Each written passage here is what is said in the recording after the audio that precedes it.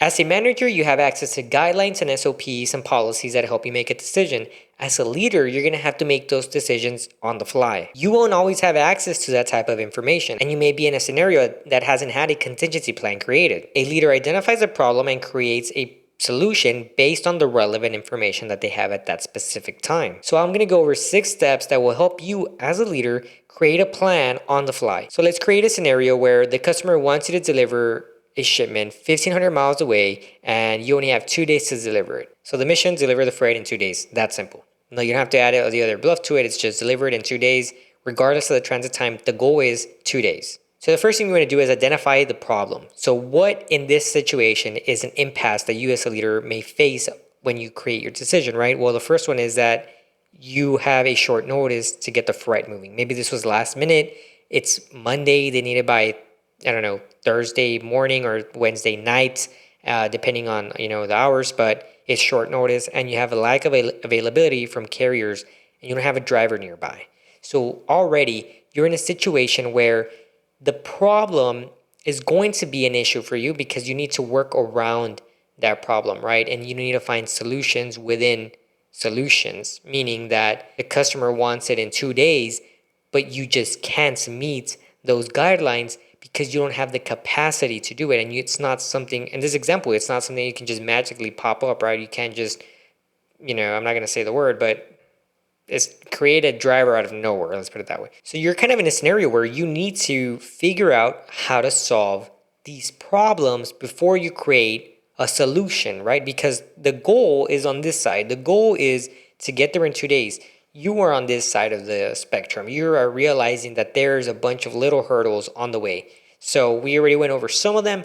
What's the next step? Plain and simple, you generate multiple solutions. Let's say that the first solution you come up with is to up the rate with the customer. Let's say that normally, I don't know, they pay $2,100 and you're going to ask for $2,400 because it's last minute. You can get it there, but you're kind of having trouble finding somebody to pay it at that level, or you just don't have, your local fleet available right now. So you need to find alternate solutions. And that is one solution. You can bring it up to them and say, hey, if you can't, it's fine. I'm going to try to find another solution, but this would really help me because I'm going to be able to pay the carrier more. Now, let's say the customer says, no, that's not going to happen. I have other carriers available. You're going to do it at $2,100 or nothing. Okay, well then you are going to have to take the L. This is where you as a leader are going to have to make a quick decision and say, is this customer worth me really taking an L for? Are they a customer that I get consistent freight from? Do they give me a lot of orders? Do they work well with us? Or we already have an established partnership? Yes, we do, and it's a really high value customer. Then guess what? You need to make the decision to see if you, as the carrier or as the company, are going to take the L and pay the other carrier to move the freight for that cost because the customer is so high value that you say, you know what? I will take a negative loss of $300 or whatever for this one shipment in hopes that me making this delivery will bring me more freight.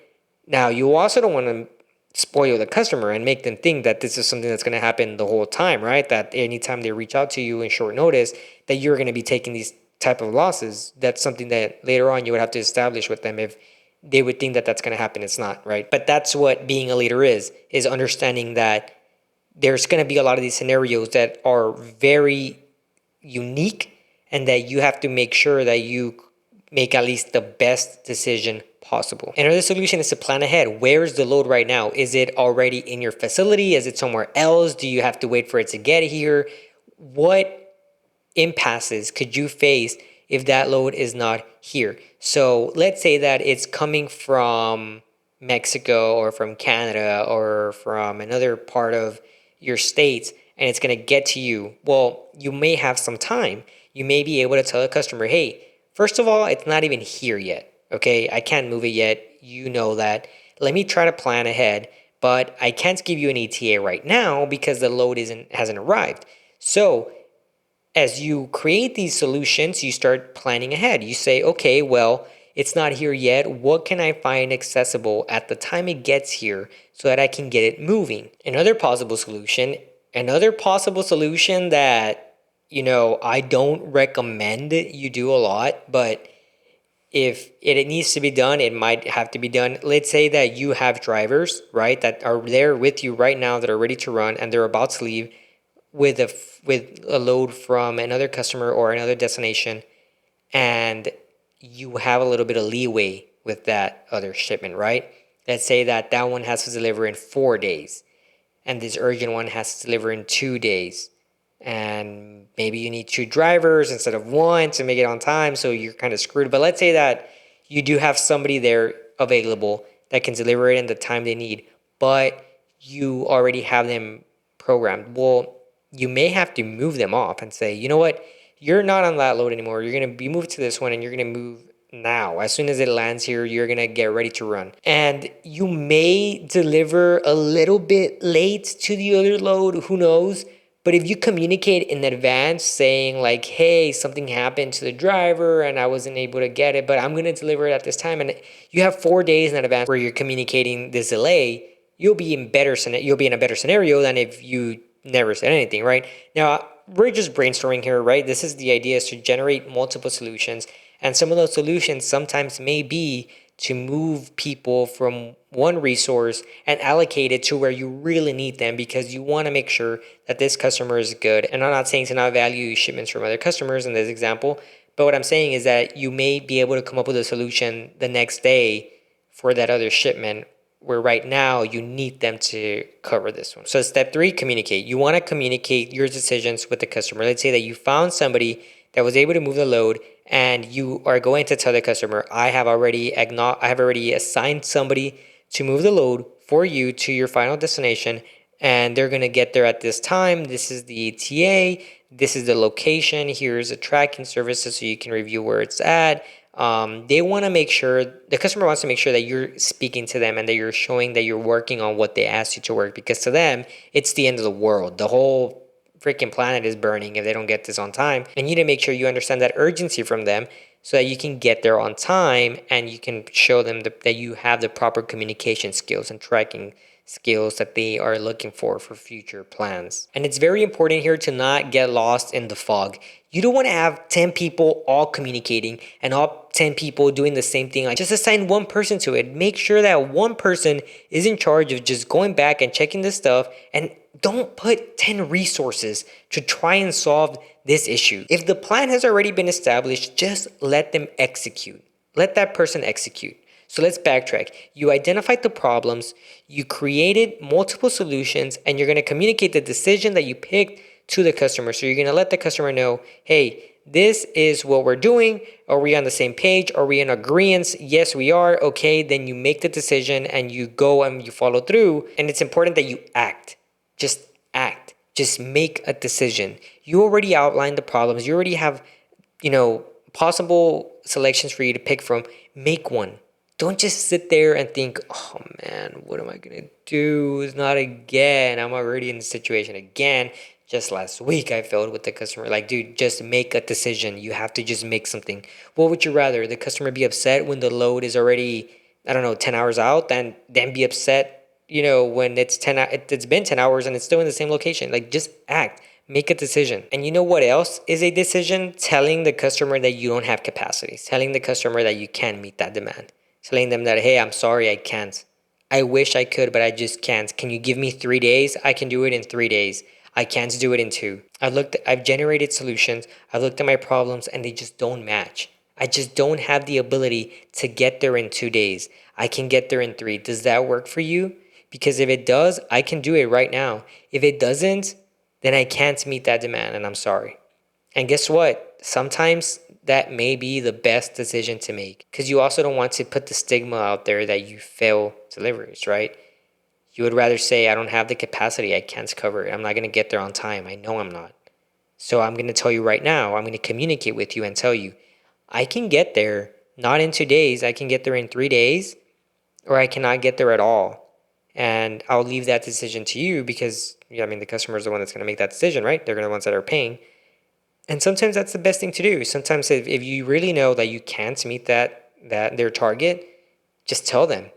And you'd be surprised how many times they're like, okay, fine, we'll just go with 3. But it needs to leave right now. And you're like, yeah, it's going to leave right now. I just don't have 2 drivers to take it there in that amount of time. It's going to have to take 3 days because I only have one driver or whatever the heck.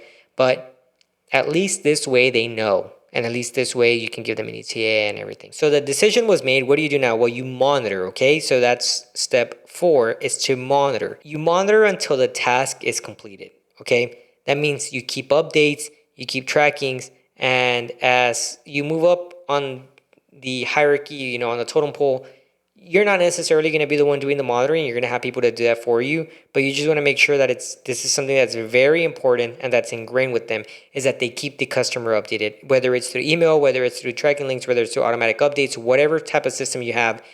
The customer needs to be informed at all times of where their shipment is. So make sure that you're actually monitoring the shipment, because you don't want to be that company that when there's a delay, you let the customer know way too late, okay? You need to make them know ahead of time so that they can actually pivot if they have to on their end, or so that at least they can plan for it. So monitoring is very important because it shows that you're on track for what you promised. And the 5th step is for you to document. You want to make sure that you review the decision that you made and have that be a stepping stone for the next time that you find yourself in a similar scenario. Documenting lets you go back and actually look at how well you performed, if you actually followed through the other steps. Is there something that you feel that you thought about afterwards that you thought, man, I wish I would have said that at this time? Well, when you document these types of things, it allows you to go back and just make sure that you as a leader are making the most impactful, or making the most sound decisions, and that you go back and you use these as impactful lessons for you to know when you failed. Because there might be times where you document failures and you say, man, I didn't meet the criteria, I didn't get there on time, I didn't do X, Y, and Z. And documenting those types of things allows you to patch those holes for the next time. But you need to document them because you may forget moving forward what exactly happened. At least having some sort of documentation can help you go back and say, okay, yes, this shipment, this happened, and we fixed it through this type of scenario, right? And some customers will even require some type of form if the mess up was really bad. So documenting is very important. And lastly, I'll say that leaders have to make decisions all the time. And you may not always make the right one, but if you are learning and if you are developing these types of skills, there's always going to be something beneficial that comes out of it. Even if it's the worst decision that you could have possibly made, you will learn from those and you will use those as lessons for your stepping stone. And you're going to just think of that failure, that mistake, as a little stepping stone on a ladder. And at the end, there's a gold mine or something, right? Eventually, those lessons and those mistakes, despite them being expensive, will lead to success, and it just takes time.